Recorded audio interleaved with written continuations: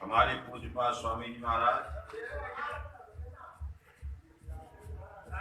और इस शीत ग्रह के प्रांगण में उपस्थित हुए मेरे सभी वृद्धजन और आज के यजमान दंपत और मातृशक्ति बालक और बालिकाओं, आज प्रातःकाल की वेला में हमने श्रेष्ठतम इस कार्य यज्ञ को किया है और इस श्रेष्ठतम कार्य करने का उद्देश्य जैसा कि आप सभी को विदित है, हमारे यजमान महोदय आज इस शीत ग्रह जो है इसके लिए शुभारंभ कर रहे हैं मुहूर्त के रूप में। उन्होंने इस यज्ञ को किया है और परमेश्वर से हम और आप सब ने ये कामना की है कि उनका ये कारोबार निरंतर आगे बढ़े, क्योंकि हमारा वेद कहता है, ईश्वर हमें आदेश देता है, आनो भद्रा कृतमो यंत्र विश्वतो दक्षो अपरिताशुर्वेदा। अर्थात हम जो कारोबार आगे अपना करना चाहते हैं, ईश्वर कहता है कि उसे हमें बहुत निष्ठा और ईमानदारी के साथ कार्य को प्रारंभ करना चाहिए। आनो भद्रा, सभी चारों ओर से हमारी भावनाएं, हमारी मन की तरंगें, हमारे विचार उस रूप में होने चाहिए कि उसमें एक एक कार्य की प्रगति, एक एक कार्य को करने का भाव या स्वभाव इस रूप में होना चाहिए कि चारों ओर से हमारे ग्राहक रूपी किसान हैं, कहना चाहिए वो संतुष्ट होकर के जाएं। कर्तव्यनिष्ठ और ईमानदारी के साथ जब तुम किसी कार्य को आगे बढ़ाते हैं तो चारों ओर से आपको सहयोग मिलता है और निरंतर आपको कारोबार आगे बढ़ता है। जैसा आपने इस यज्ञ को किया है, यज्ञ सिद्धांत हमारा आज सृष्टि से है, ये कोई नई काम नहीं है। आप लोगों को ऐसा लग रहा हो कि कोई ये नया कार्य किया है, ये आज जब से परमेश्वर ने सृष्टि को रचा है तो इस सृष्टि की रचना भी यज्ञ में की गई है और इसकी पुष्टि भगवान कृष्ण ने गीता के अंदर बहुत साफ साफ की है। भगवान कृष्ण कहते हैं, सह यज्ञ प्रजा सृष्टवा पुरोवाच प्रजापति। हे अर्जुन, सह यज्ञ उस प्रजापति ने, उस परमेश्वर ने, भगवान कृष्ण कहते हैं प्रजापति उस परमेश्वर ने अर्जुन इस सृष्टि को सह यज्ञ यज्ञ के साथ उत्पन्न किया है। अनेन प्रसवस्त्वम, अनेन उसी प्रकार से, प्रसव कहते हैं नई चीज को, प्रसव जैसे माँ प्रसव करती है, नए बच्चे को जन्म देती है। भगवान कृष्ण अर्जुन से कहते हैं कि तू भी उसी प्रकार अपना प्रत्येक नूतन कार्य यज्ञ से करेगा, इष्ट काम दुखू तो तेरी सारी कामनाएं पूर्ण होंगी। यहाँ पर भगवान कृष्ण ने साफ कर दिया है और इससे यह हमें भाव प्रकट करना चाहिए, होना चाहिए कि अर्जुन को संबोधित करते हुए भगवान कृष्ण उस प्रजापति के लिए कह रहे हैं, अपने लिए नहीं कह रहे हैं। सह यज्ञ प्रजा सृष्टवा पुरोवाच प्रजापति, कि हे अर्जुन, उस प्रजापति ने इस सृष्टि को यज्ञ के साथ उत्पन्न किया है।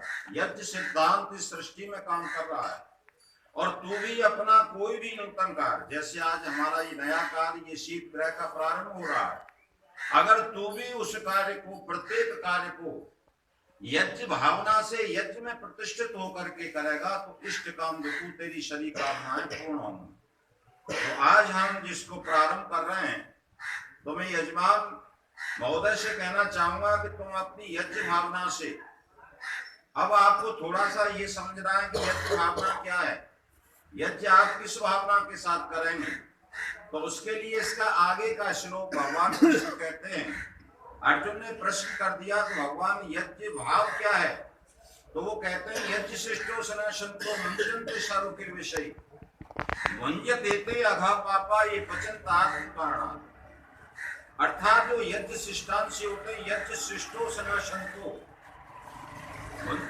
मुंचन्ते सर्वकिल विषय, अर्जुन जो यज्ञ शिष्टांति होते हैं वो मुंचन्ते सर्वकिल विषय, किल विषय कहते हैं पापों से, मुंचन्ते कहते हैं छूट जाते हैं। अर्थात जो अपने जीवन में यज्ञ सिद्धांत को ले आता है वो सारे पापों से छूट जाता है। और यज्ञ सिद्धांत क्या है, उसके लिए आगे कह दिया, यज्ञ शिष्टांशी वो लोग हैं भुंजते ते अघ पाप, जो केवल और केवल अपने लिए कमाते हैं, केवल और केवल अपने लिए जीते हैं, केवल और केवल जो स्वार्थ में होते हैं, वो तो भाई पाप में होते हैं। वो तो केवल पाप की कमाई करते हैं, वो पाप को खाते हैं। यहाँ पर आप समझिए कितना रहस्यमय भाव प्रकट किया है। यज्ञ शिष्टो संतो मुंचते सब किल विषय पुण्यते ते अघ पापा ये पचंत आत्म कारणात्। इसलिए यहाँ यज्ञ सिद्धांत क्या हुआ कि हम जो है सबको साथ लेकर के चलें। यज्ञ शिष्टांशी वो लोग होते हैं जो सबको साथ लेकर के चलते हैं। अगर उसमें अपनापन आ गया, अगर उसमें स्वार्थ भाव आ गया, तो हमारा जो सिद्धांत है, हम जिस भाव को लेकर के चल रहे हैं, वो हमारा पूरा नहीं होगा।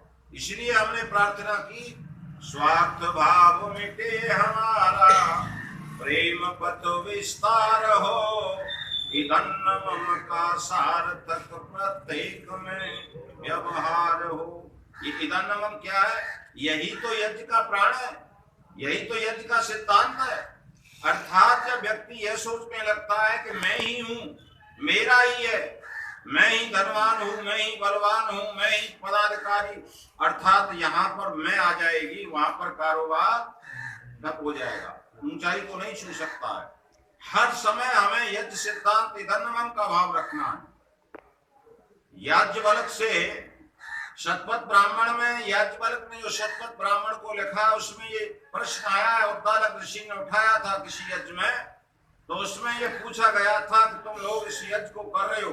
महाराजा जनक ने एक बहुत बड़ा यज्ञ किया था और उस यज्ञ में उद्दालक ऋषि को नहीं बुलाया गया, और जब उद्दालक ऋषि को नहीं बुलाया गया और उद्दालक ऋषि को पता लग गया, तो वह स्वयं चल करके गए। विस्तार है, परंतु मैं ये कहना चाहता हूँ, वहां पर बहुत प्रश्न उठाए। उद्दालक ऋषि ने ये कहा था, जनक तुम ये बताओ आज तुम्हारे इस यज्ञ का ब्रह्मा कौन होगा? तो वहां पर जो है उद्दालक ऋषि ने यह पूछा है कि इस यज्ञ का प्राण क्या है? तो वहां पर प्राण का भाव पैदा करते हुए ये कहा है कि यज्ञ का प्राण इदन्नमम है। अर्थात जब इदन्नमम हमारे जीवन में आएगा तो हमारा कारोबार बहुत आगे तक चला जाएगा। इसी भाव को भगवान कृष्ण गीता के अंदर कह रहे हैं। तो मैं आज इस उपस्थिति के समय ये कहना चाहता हूं कि आप जिस कारोबार को लेकर के चल रहे हैं, यज्ञ का सिद्धांत हमारे जीवन में प्रतिष्ठित हर समय रहना चाहिए। आप सृष्टि के किसी पल को लीजिए, किसी नियम को देखिए, किसी उसमें आप चले जाइए, वहां पर यज्ञ सिद्धांत का करता है। जैसे आप सब लोग बुद्धिजीवी हैं, सब जानते हैं, वृक्ष है जो है यज्ञ सिद्धांत पर टिका है। वृक्ष हमेशा दूसरों के लिए जीता है। नदी जो है दूसरों के लिए जो है जल देती है। सूरज जो है दूसरों के लिए तपता है।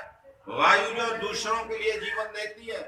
अर्थात सृष्टि का कणु से लेके पर्वत तक जो है सारे अंतरिक्ष लोक में, द्यूलोक में, पृथ्वी लोक में जितने भी लोकांतर है, सब में जो है यज्ञ सिद्धांत काम करता है। इसलिए हमें अपने जीवन से कभी यज्ञ सिद्धांत को नहीं हटाना चाहिए।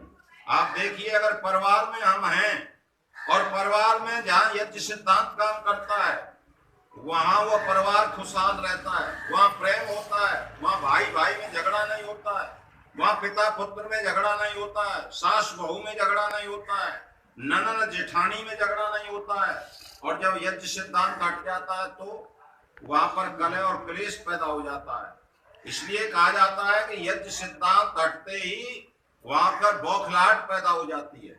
आज 9 लाख वर्ष के बाद हम क्यों राम को याद करते हैं, हम क्यों रामायण की गीत गाते हैं?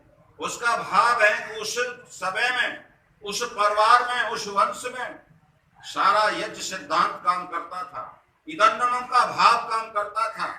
आप सब जानते हैं, उदाहरण के तौर पर आप देखिए, जब ये प्रश्न उठता है एक चक्रवर्ती सम्राट कौन बनेगा, अभिषेक की तैयारियां हो गई, राम को प्रातः काल जो गद्दी पर बिठाया जाना था, परंतु होते होते रात में सारे विचार बदल जाते हैं और विचार बदलते ही राम को जो है क्या हुआ, वनवास हो गया।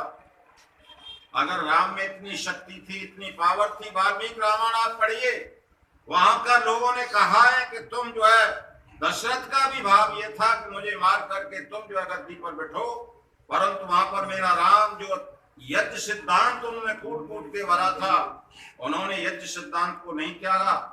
और मेरा राम कहता है कि इदं न मम, ये राज मेरा नहीं है, भरत का है, क्योंकि पिता ने आज्ञा दी है और पिता की आज्ञा सर्वोपर होती है।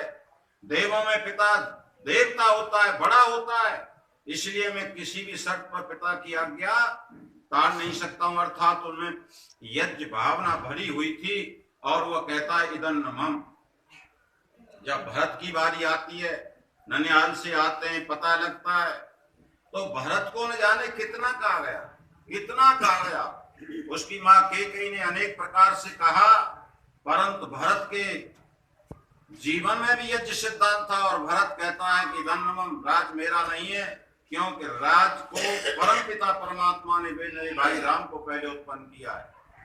वहां पर ये नियम था कि जो बड़ा भाई होता था उसको ही जो राज तिलक होता था। इसलिए भरत कहता है कि परम पिता परमात्मा ने तुम्हें बड़ा बनाया है, इदं न मम, ये राज मेरा नहीं है। और राम कहता है कि पिता ने तुम्हें आदेश दिया है, इदं न मम, ये राज मेरा नहीं है। अर्थात दोनों ने एक चक्रवर्ती राज की फुटबॉल बना दी, राज तिलक की गेंद बनाकर खेलन लगे खिलाड़ी, और इधर राम और उधर भरत दोनों ने ऊपर। ये क्या था? ये यज्ञ सिद्धांत था।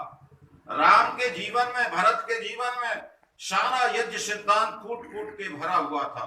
इसलिए जहां ये यज्ञ सिद्धांत इदं न मम आ जाता है, वहां पर हम जहां कहीं भी पैर रखते हैं, हमारे साथ वो पग आगे बढ़ने लगता है, परमेश्वर वहां पर रहता है।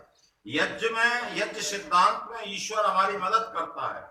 इसलिए मैं कहना चाहता हूं कि आप सब लोगों की भावनाएं यज्ञ के साथ जुड़नी चाहिए, तो वहां पर हमारा परिवार खुशहाल रहता है और हम कोई भी भाव लेकर के चलते हैं, वह भाव हमारा पूर्ण होता है, परमेश्वर उसे हमें पूर्ण करता है।